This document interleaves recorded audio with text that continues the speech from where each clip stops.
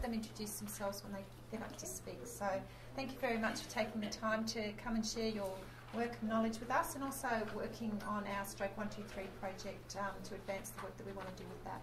Thank you. Thanks, Dominique. My name's Felicity Flack, and I'm the Manager of Policy and Client Services for the PHRN. Today with me I've got James Boyd, who's the Head of the Centre for Data Linkage at Curtin University, and Phil Anderson, who's the Head of the Data Linkage Unit at the AHW. And we're delighted to be here today to talk about stroke data collections and data linkage, and some of the technical and ethical and governance issues that are related to doing that. So James is going to start, and we're going to start with talking about the technical linkage of data. Okay, yeah. Thank you, Felicity. Before we started, Felicity, Phil and I said we hope between the three of us we can answer all your questions. So as Felicity says, we're just going to start. Phil and I are going to do a bit of a presentation about cross-jurisdictional and national data linkage. I'm going to do a very small bit about what data linkage is. You can tell from my accent I'm not from Australia. If I start going too fast, just tell me to slow down. If you don't understand me at that point, one of these two will do an interpretation for you, translate it into something that does make sense. Okay, I was just very brief on what data linkage is, because we always talk about data linkage and it means different things to different people, and I think Felicity did our slides this morning and actually explained it really well. What we're talking about here is that bringing together all the records that belong to a person, whether it's within one file or across many files. And we want to do that efficiently and accurately, so you want to do those large computations well without actually spending a lot of money. Now, one of the questions today talked about a unique health identifier, and we discussed the fact that that's going to make things so much easier. If you've got an identifier across all data sets, obviously it makes it easier to bring it together, but that's not always possible to have on every single data set.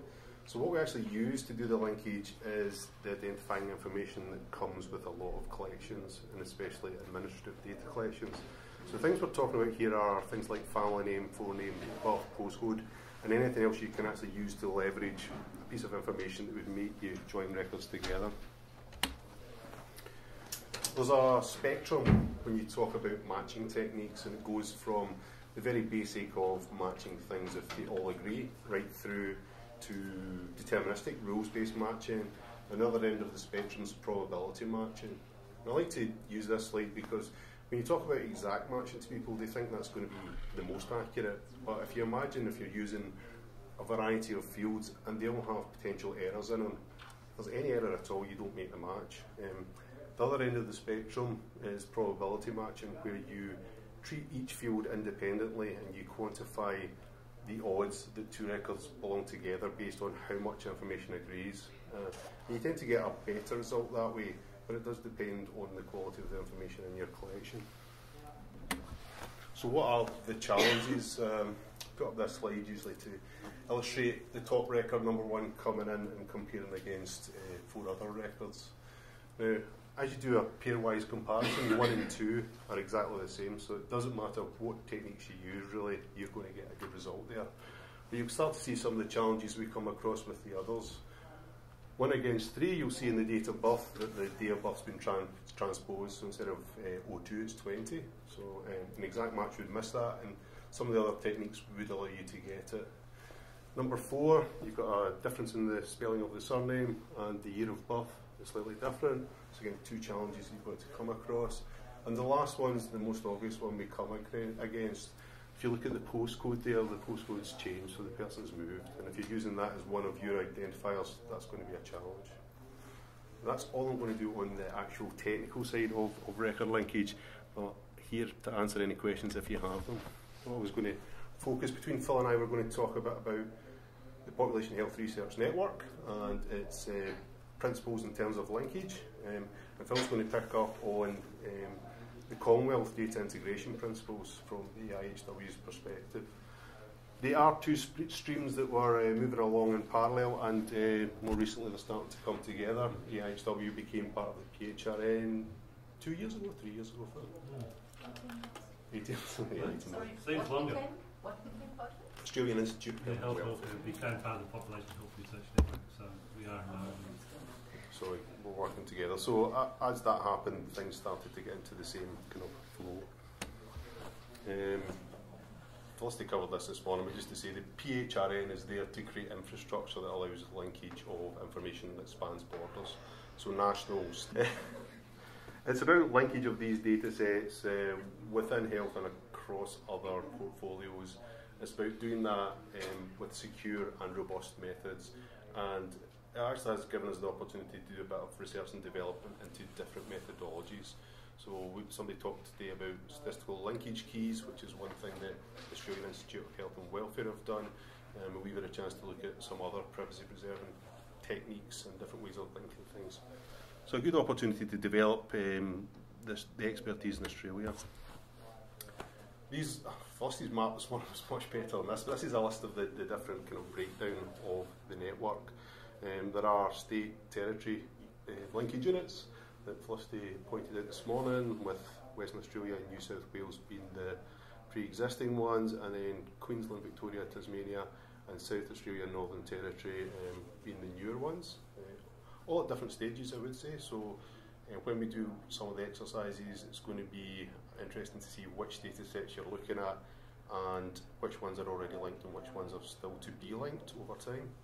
There's the programme office in Perth who coordinates it.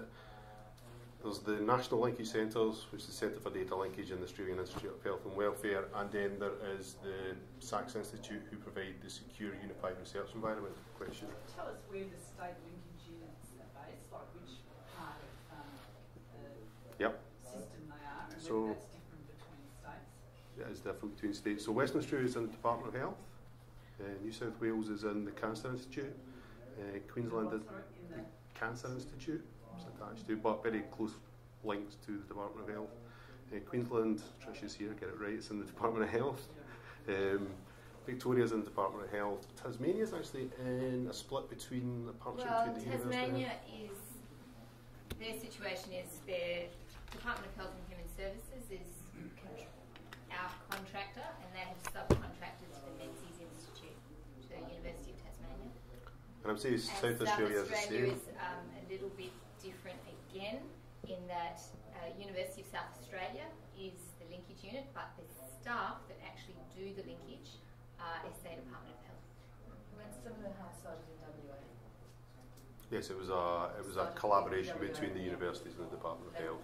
Paid addition by University of Norwich. I suppose the difference that Felicity's pointing out there is in WA, the linkage unit is still in the Department of Health, whereas in South Australia the linkage unit is in the university partner. Yeah, actually sits in the university. So slightly. And the whole setup is a bit different to the original WA one as far as the contractual and collaborative arrangements. Yep. Could I ask another question on that last slide? Sorry. It looks at first glance that there's actually more than one national linkage centre, which again seems crazy. But so how have these evolved, and are they going to be doing different things, or have we just got competition?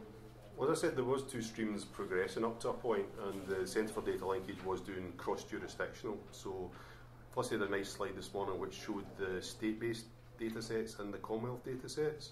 And the state-based data sets were getting linked within the states, and the Centre for Data Linkage were looking to join those where people move between borders. I would say AIHW has expertise in Commonwealth data and are now accredited as an integrating authority, which Phil's going to talk about, and that's the ability to link those Commonwealth data sets with other data sets. For example, Commonwealth data sets? As in, I'm sure Phil's going to talk about this, MBS, PBS, aged care. Would you count... the Australian Education Developmental Index thing, all sorts of... So you can see that there are two, but the Australian Institute of Health and Welfare and the CDL are working very closely together to actually leverage the infrastructure that's put in place. Slightly different methodologies and different techniques of doing things, but we're actually coordinating that. So are the MBS and PBS data sets available at this point? Can I leave that to Phil? He's just coming on in 2 minutes, and he'll do a full rundown of where that's at. Okay, I was just going to talk on some of the operational models within the PHRN, and I talk about this. going to talk about each of the elements, and it's going to be typical of most, but not all. So we can get to that when we do the exercise. But obviously, when you've got more than one state, you're going to have different privacy frameworks, and I think Felicity is going to pick up on some of the governance, privacy, and ethics differences. The PHRN was built especially for the national part around the separation principle, and that's the separation of functions and operations. So Felicity talked about the fact that there are different elements within the process, starting with a data custodian, moving to a linkage unit, then on to a merging unit, and then obviously ultimately to the researcher. Now they could all be in the one organisation, but within WA and New South Wales right from the beginning, those functions were separated into different parts of the organisation, and the operations were separated, and we've kind of mimicked that with the infrastructure that we've built. It just means that different parts of separation, and you can't bring things together, and improves the security, I would say. In that process, the data custodians are the only ones who have both sides of the equation in terms of the names and the service data. The data custodians split that. The linkage unit only gets the names to do the linkage, and the service data is given to the researchers to do research. They don't need the names, they just need to know which record relates to which person. So that's the way the separation works, and it means that the custodians remain the person in charge of both sides of the equation, if that makes sense. The other thing that Felicity talked about, which I can kind of speed over, is the fact that WA found that this was a great model for ensuring that minimum data flows. So it's about risk, I suppose, and I think you're going to talk about risk profiles, aren't you, later on, Felicity? So it's about the less information that flows in terms of names and content around the system, the more secure it is, the less risk there is that somebody's going to be identified. So I was just going to summarise and then hand over to Phil that the key elements for the national linkage have been security, capacity, because this is big, it's the whole of Australia, doing it quickly, accurately, but with cost-effective means in mind. We need to protect confidentiality and security, minimise the burden on the different elements, and I think I've put providers here, so that's really the data custodian has a lot of work in the model. We talk about maximising the value of the administrative data, and I would say that from my experience, the more you do linkage, the more people analyse the linked data, the better the quality of the information becomes. There's a feedback process in there, and the more people use it and feedback on their experience, the better the data becomes.